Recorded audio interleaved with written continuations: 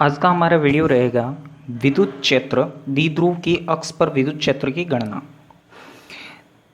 Generally द्विध्रुव क्या होता है? द्विध्रुव दो आवेश, जैसे मान लीजिए यहाँ पे मैं दो आवेश बना रहा हूँ। अगर दो आवेश इस प्रकार से हैं जिसमें से एक आवेश का मान प्लस क्यू है तथा दूसरे आवेश का मान माइनस क्यू है, यहाँ पे दोनों जो आवेश है, दोनों आवेशों के मान जो है वो समान है तथा उनकी प्रवृत्ति जो है वो विपरीत है। अर्थात इस प्रकार से यदि कोई दो आवेश रखे गए हैं तो ऐसा जो सिस्टम होता है या फिर ऐसा जो निकाय होता है उसे अपन द्विध्रुव कहते हैं। अब ये जो द्विध्रुव है, इस द्विध्रुव के दोनों ध्रुवों के मध्य की दूरी मान लीजिए 2a है। 2a प्लस क्यू से माइनस क्यू के बीच की दूरी है। ये दूरी काफ़ी अल्प है, तो ये जो सिस्टम बना हुआ है इसे अपन द्विध्रुव कहते हैं।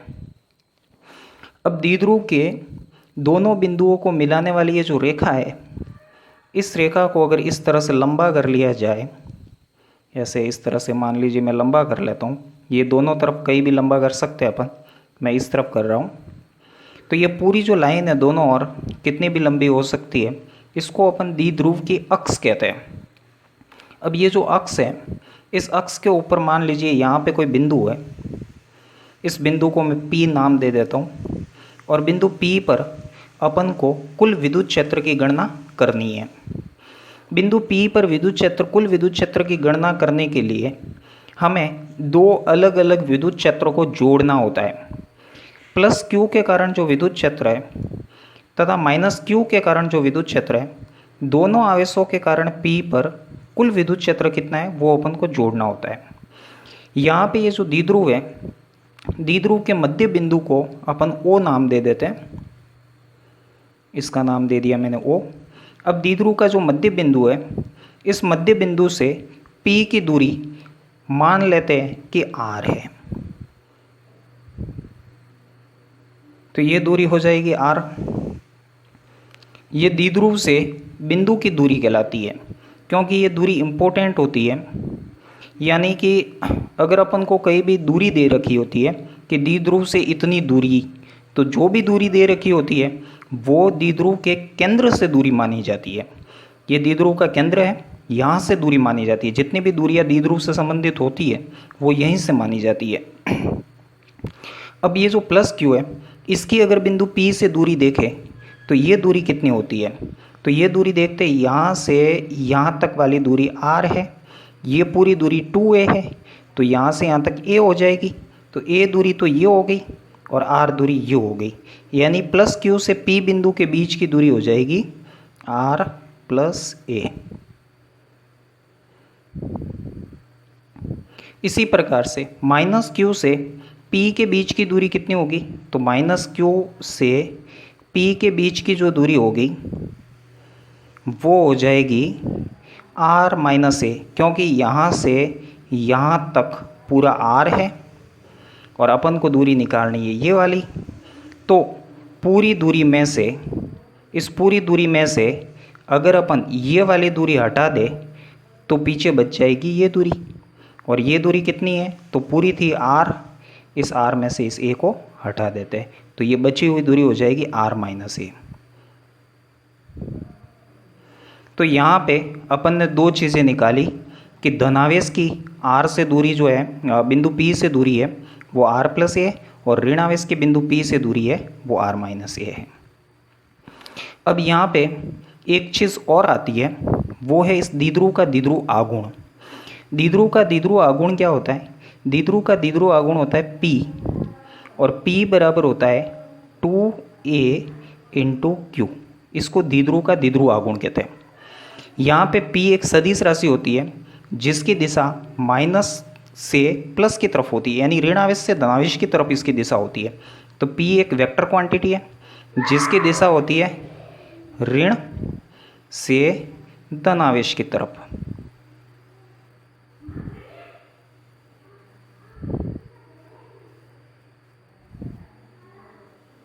ठीक है, तो अब यहाँ पे ऋणावेश से धनावेश की तरफ p की दिशा है, तो अगर मैं यहाँ पे p को अगर डिनोट करूँ तो इस तरह से एक मेरे को छोटा सा p कैप बना लेता हूँ यहाँ पे, जिससे मेरे को ये पता रहेगा कि p कैप मेरे इस दिशा में, तो p कैप यानी p की दिशा में एकांक सदिश है जो इस दिशा में। अब बिंदु p पर प्लस q के कारण अपन विद्युत क्षेत्र निकालेंगे, माइनस q के कारण विद्युत क्षेत्र निकालेंगे। तो अपन लिखते हैं बिंदु p पर प्लस q के कारण विद्युत क्षेत्र, इसको मैं E प्लस से डिनोट कर लेता हूँ। यहाँ पे इसको अपन लिख सकते हैं, चूँकि इसका फॉर्मूला होता है वो होता है के क्यू बटा आर स्क्वायर, यानी यहाँ पे रखता हूँ मैं के क्यू, तो इसके ऊपर आवेश का मान जो है वो प्लस क्यू है, ये कर लिया। दूसरी चीज़ आर जो है तो पी बिंदु पे निकाल रहा हूँ, इसके कारण निकाल रहा हूँ, तो ये पूरी दूरी लेनी पड़ेगी, और ये धनावेश से पी तक की दूरी कितनी होती है, आर प्लस ए होती है, तो यहाँ पे आर प्लस ए का स्क्वायर करना है। अब रही बात ई की दिशा की, तो ई की दिशा इधर कैसे हो जाएगी, जैसे धनावेश है तो धनावेश के कारण पी पर इस जगह पे जो विद्युत क्षेत्र बनेगा वो इस दिशा में बनेगा, तो ई प्लस की डायरेक्शन जो है वो ये है, तो पी पर विद्युत क्षेत्र इस दिशा में, और हम जानते हैं कि ये जो दिशा है वो इस द्विध्रुव आघूर्ण की दिशा के विपरीत है, यानी ये द्विध्रुव आघूर्ण इस दिशा में और इस जगह पे विद्युत क्षेत्र इस दिशा में, तो दोनों ऑपोजिट डायरेक्शन में। तो जब भी इसमें अपन इसको डायरेक्शनली शो करोगे तो यहाँ पे अपन को माइनस पी कैप रखना पड़ेगा, माइनस इसलिए क्योंकि पी की ऑपोजिट डायरेक्शन में। इसी प्रकार से बिंदु पी पर माइनस क्यू के कारण विद्युत क्षेत्र,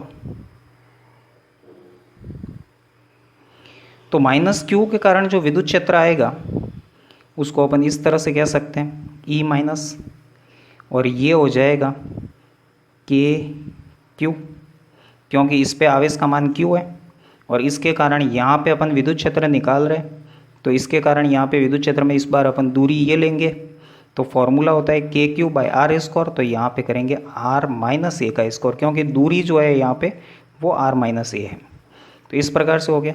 दूसरी चीज़ इसके कारण विद्युत क्षेत्र की दिशा, तो ऋणावेश के कारण यहाँ पर विद्युत क्षेत्र की दिशा ये हो जाती है, तो माइनस आवेश के कारण विद्युत क्षेत्र की दिशा ये हो गई। अब ये वाली जो दिशा है वो दिशा इसकी दिशा के जैसी है, ठीक है, इसलिए यहाँ पे प्लस का पी कैप आएगा। तो दोनों के कारण अपन ने धनावेश के कारण, ये जो धनावेश है इसके कारण यहाँ पे विद्युत क्षेत्र निकाला जो इतना आ रहा है, ऋणावेश के कारण यहाँ पे विद्युत क्षेत्र निकाला जो इतना आ रहा है। बिंदु P पर कुल विद्युत क्षेत्र कितना होगा,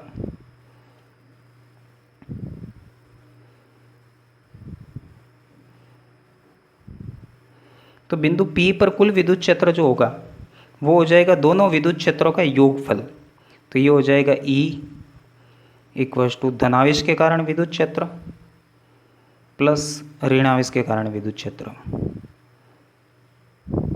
दोनों के कारण विद्युत क्षेत्र, कुल विद्युत क्षेत्र ये हो जाएगा, जो कि मैं यहाँ पे लिख लेता हूँ।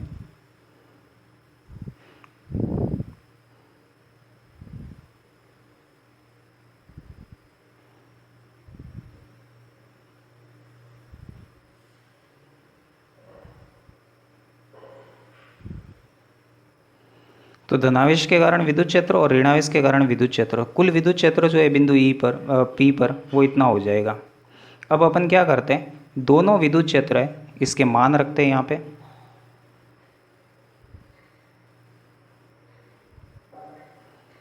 देखो प्लस के कारण अपना कितना आ रहा था, तो अपन ने किया था ये आ रहा था के Q upon are plus A का होल स्क्वायर,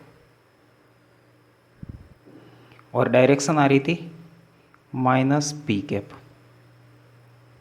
और ऋणावेश के कारण देखे तो ये आ रहा था के क्यू,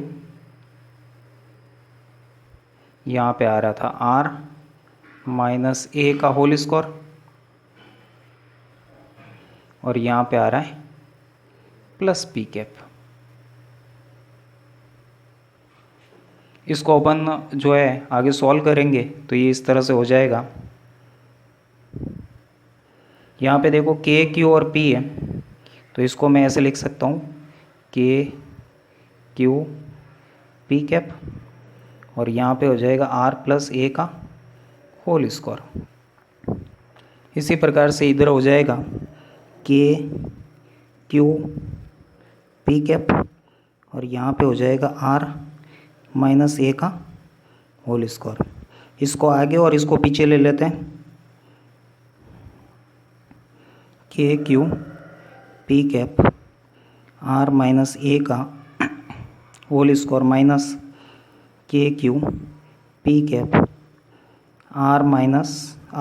प्लस ए का होल स्क्वायर।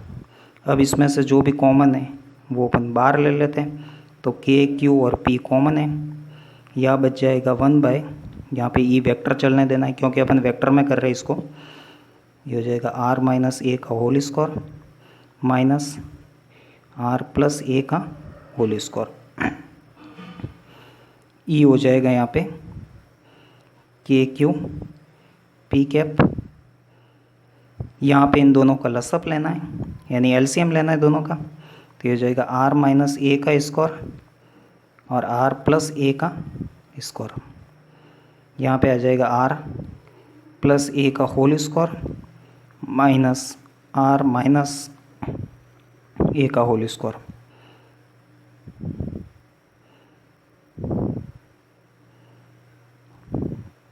जब इसको सॉल्व करोगे तो ये हो जाएगा R square A square 2RA, इसके एक्सपेंशन का फॉर्मूला है, और इसका करोगे तो ये हो जाएगा R square A square minus 2RA। तो इस प्रकार से ये दोनों को एक्सपेंड कर लिया तो इस तरह से फॉर्मूले बन गए, और नीचे आ रहा है इसमें दोनों का मल्टीप्लाई है तो ये हो जाएगा फर्स्ट का स्क्वायर सेकंड का स्क्वायर, दोनों के ऊपर स्क्वायर है तो होल स्क्वायर यहाँ पे भी आएगा।